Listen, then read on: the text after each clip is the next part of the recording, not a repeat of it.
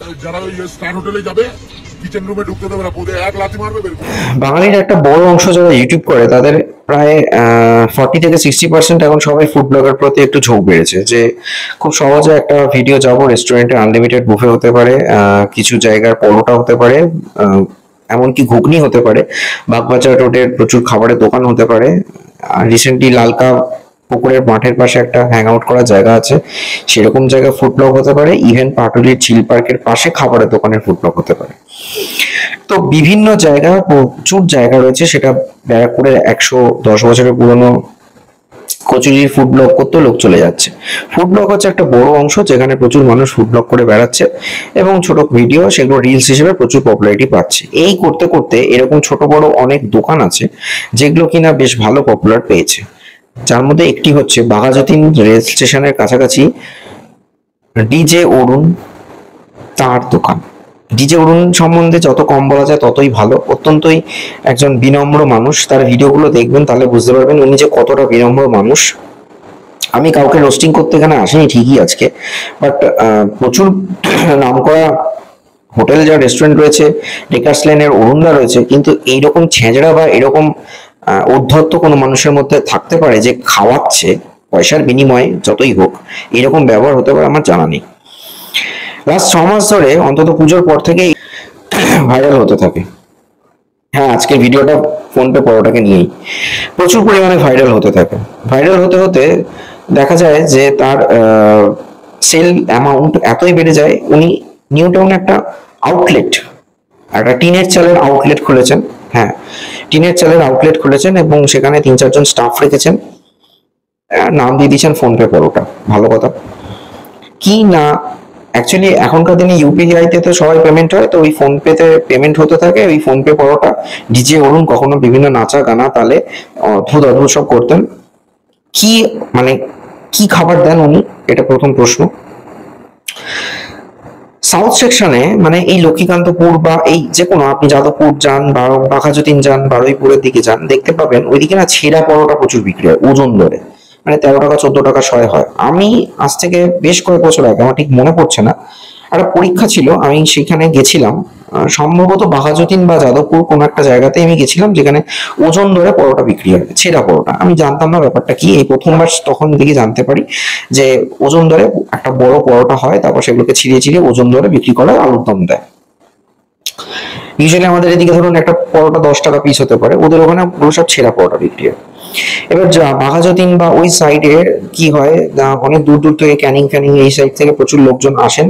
এই কলকাতার দিকে প্রচুর মানুষের বাড়িতে কাজ করেন, পরিচালকের কাজ করেন, কেউ কারোর দেখা যাবে যে ড্রেন কাটা বা 100 দিনের কাজ, এই ধরনের প্রচুর সরকারি কাজ, কারোর বাড়িতে বাগান পরিষ্কারের কাজ, নানা ধরনের কাজ করে, রং মিস্ত্রি, এই ধরনের কাজ ফাজ করেন। তো এইসব মানুষ অনেক দূর থেকে আসেন, তাদের সহ্য ক্ষমতা অনেক বেশি, তারা যে কোনো কিছু খেয়ে হজম করতে পারেন। সব থেকে বেশি সংখ্যক মানুষ নামে বাঘাযতীন এলাকায়। বাঘাযতীন হচ্ছে এমন একটা জায়গা যেখান থেকে আপনি টালিগঞ্জ বলুন বা যে কোনো, ওইখানে আরো কি সব বাজার টাজার আছে, কি কুমির ডাঙ্গা না কি কুমির, যাই হোক আমার ঠিক মনে পড়ছে না, অনেক হাট টাট আছে। তো এইসব জায়গাতে ইজিলি ট্রান্সফার বা মানে ট্রাভেল করা যায়, অটো আছে ওখানে প্রচুর, যাওয়া যায়। তো সেই জন্য বাঘাযতীন হচ্ছে একটা প্রপার লোকেশন। এই বাঘাযতীনে এই প্রচুর এরকম ছেঁড়া পরোটার দোকান আছে, ফাস্টফুডের দোকান আছে, রেল স্টেশন সংলগ্ন, যার মধ্যে একটা হচ্ছে এই ডিজে অরুণের দোকান। শুনেছি তার পরোটার টেস্ট অত্যন্ত জঘন্য, বাট আস্তে আস্তে প্রচুর ব্লগাররা তার কাছে যেতে শুরু করে শুধুমাত্র তার আদব কায়দার জন্য। মানে আমি বলছি না এখানে ওই মানে কি যেন ডলি চায়ওয়ালার কেসের মতো, ডলি চায়ওয়ালা ইউনিক লোক আছে ভাই, তার এখন বায়োপিক হচ্ছে, মানে এরকম ভাববেন না যে আবার ডিজে অরুণের বায়োপিক কোনদিন আমাদের টলিউডের ইন্ডাস্ট্রির কেউ একজন করে ফেলছে। অতটাও আমি কাউকে বলছি না নিচে নামতে, মানে ডলি চায়ওয়ালা আলাদা লোক আছে, বলে লাভ নেই, সেলিব্রিটি পার্সন। কিন্তু এই লোকটার পরোটার টেস্ট অত্যন্ত খারাপ, সাথে তার ব্যবহারটা অত্যন্ত খারাপ। প্রথম প্রথম তার কাছে অনেকে ব্লগ করতে আসতো এবং তার থেকে বাইট নিত, তখন একরকম ছিল। আস্তে আস্তে হয় না যে একটু পয়সা দেখে নিয়েছে হঠাৎ করে, তো এবার যত ব্লগাররা আসতে থাকে তার ভিডিওগুলো সোশ্যাল মিডিয়া ভাইরাল হতে থাকে, না অরুণদার পরোটার দোকান, এই করে অনেকে গেছিল খেতে। এবং আমি একজন নামকরা ব্লগারের ভিডিও দেখে বলছি, তিনি নিজে বলেছেন ওই পরোটা মুখে দেওয়া যায় না।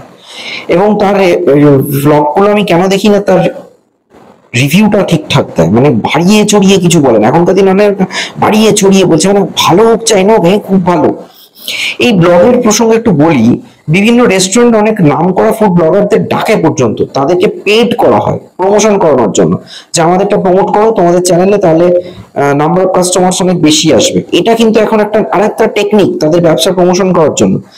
আর হচ্ছে যারা একেবারেই এই সন্দীপদার মতো রয়েছে, যারা মধ্যমগ্রামের চৌমাথার কাছে হয়তো একটা ছোট্ট টেবিল পেতে একটুখানি ওই ধরুন চিলি চিকেন বা চিকেন আর তার সাথে একটু পোলাও বিক্রি করছেন খুব কষ্টে সংসার বোঝা ঠেলার জন্য, সেই সব লোকদের কিন্তু ন্যাচারালি ব্লগ করে তাদেরকে প্রমোট করা হয়, সেটা আলাদা বিষয়। আর এরকম কিছু থাকে যারা এরকম ভুলভাল খাবার থাকে এবং তারা তাদেরকে ডাকে রেস্টুরেন্ট গুলো ডেকে বলে আমাদেরটা প্রমোট করো, সেটা একটা বিষয়। আর একটা হচ্ছে এই কিছু লোক হঠাৎ করেই দেখবেন সোশ্যাল মিডিয়ায় খুব পপুলার হয়ে গেছে, যাই ভাই এর ব্লগটা করে আসি তাহলে আমার চ্যানেলে কিছু ভিউ বাড়বে, এরকম হচ্ছে এই ডিজে অরুণ বা ফোন পে পরোটা। এই জন্য বলছি, যারা আমাকে নিয়ে খেলছিল এতদিন, যারা বাম আমাকে নিয়ে যারা খেলতে চাইবে তার পারিশ্রমিক নিয়ে খেলতে হবে, তার পারিশ্রমিক দিয়ে খেলতে হবে। অথচ আমার সঙ্গে অনেক ব্লগার যোগাযোগ করছে, আমাকে বিভিন্ন জায়গায় নিয়ে যাবে পারিশ্রমিক দিয়ে ব্লগ করতে, ঠিক আছে, এটা কন্ট্রাক্টে আসছে। আমি আমার কাছে একটা বিরিয়ানি দোকানও তৈরি করেছে, তাকে প্রমোশন করাতে হবে, সেটা হচ্ছে পরোটার কোয়ালিটি অত্যন্ত খারাপ, তরকারি মান অত্যন্ত খারাপ, বাট তাও প্রচুর মানুষ এই রিসেন্টলি লাস্ট 6 মাস 7 মাসে এত ভিড় করতে থাকে যে আমি দেখলাম পয়লা বৈশাখের আগে নিউ টাউনের ইকোস্পেস এরিয়াতে, মানে ইকোস্পেস বলতে কেন বলছি, ওই জায়গায় প্রচুর অফিস প্রেমিসেস আছে, মানে ওই এরিয়াটাতে অফিস প্রেমিসেস, ওখানে সমস্ত এমএনসি গুলো তাদের অফিস রেখেছে। তো আমাদের সল্টলেক সেক্টর 5 বা টিসিএস গীতাঞ্জলির সাইডটাতে প্রচুর খাবারের দোকান আছে, এটা ঠিকই, কিন্তু আপনি যদি একটু ইকোস্পেসের ভেতর দিকটা যান, সব জায়গাটা অতটা খাবারের দোকান নেই। তো ন্যাচারালি যারা নাইট শিফট করছে, ডে শিফট শেষ করছে, ওখানে খাবারের দোকানের দরকার রয়েছে, এমপ্লয়ি বাড়ছে, তো উনি ওখানে একটা খাবারের দোকান করেছেন, মানে ফোন পে আউটলেট, একটা টিনের চালের তলা, 3-4 জন কাজ করছে। রিসেন্টলি উনি আবার বলেছেন আমার ভিডিও প্রমোট করতে গেলে বা কোথাও যেতে গেলে আমাকে দক্ষিণা দিতে হবে, আমি এমনি এমনি যাবো না, আমি এমনি এমনি কারোর হয়ে কাজ করব না। আর আমার এখান থেকে ব্লগ করতে গেলে বা আমার ভিডিও তুলতে গেলে ওই বাঘাযতীন এলাকাতে বলছি বা নিউটাউন এরিয়াতেও যদি ব্লগ করতে আসেন, আমার দোকানের বা আমার ইন্টারভিউ নিতে আসেন, তাহলে শুধুমাত্র আমারই দোকানের ইন্টারভিউ নেবেন বা আমার দোকানের ভিডিও নেবেন, অন্য কোনো ভিডিও বা আশপাশের অন্য কোনো ছেঁড়া পরোটার দোকানে আপনি কিন্তু তুলতে পারবেন না। এবার প্রসঙ্গ, 410 ব্লগ চলছে, 410। এরপরে নেক্সট ব্লগ যারা আসবে সব পয়সা ভালো লাগে। যে ছেঁড়া পরোটা কি নিউ টাউনে চলবে? না, একদমই চলবে না। এটা তো বাঘাযতীন হচ্ছে একদম রুরাল এরিয়ার লোকজনেরা আসেন আরবান এরিয়াতে, সেটা হচ্ছে একটা প্ল্যাটফর্ম হচ্ছে বাঘাযতীন স্টেশন। নিউ টাউনে তো সেটা হবে না, নিউ টাউনে কর্পোরেট কালচার, তো সেখানে ওই পরোটা, রুটি, ফ্রাইড রাইস, চিলি চিকেন, মানে শহুরে আদব কায়দায় যে সমস্ত হয়, ধরা যাক চিকেন ড্রাম, এরকম আরো ড্রামস্টিক্স, এরকম নানা রকমের চিকেন বল, এই ধরনের টুকটাক কিছু খাবার দাবার যেগুলো শহুরে কালচারে চলে, সেগুলো অল্প স্বল্প ওখানে অ্যাভেলেবেল হচ্ছে। জানি না সেখানকার খাবারের টেস্ট কেমন। তো আমার মনে হয় এত কিছুর পরেও বলি, অরুণদার থেকে শেখা উচিত এই ডিজে অরুণের। সত্যি বলছি, ডেকার্স ল্যান্ডের যে অরুণদা রয়েছে না, তাকে দেখে শেখা উচিত এই ফোন পে পরোটা। দুটো মানুষ কতটা তফাৎ, দুটো মানুষের ব্যবহার কতটা তফাৎ। স্টে টিউন অন মং স্টোরিজ। ভিডিওটা কেমন লাগলো অবশ্যই জানাবেন।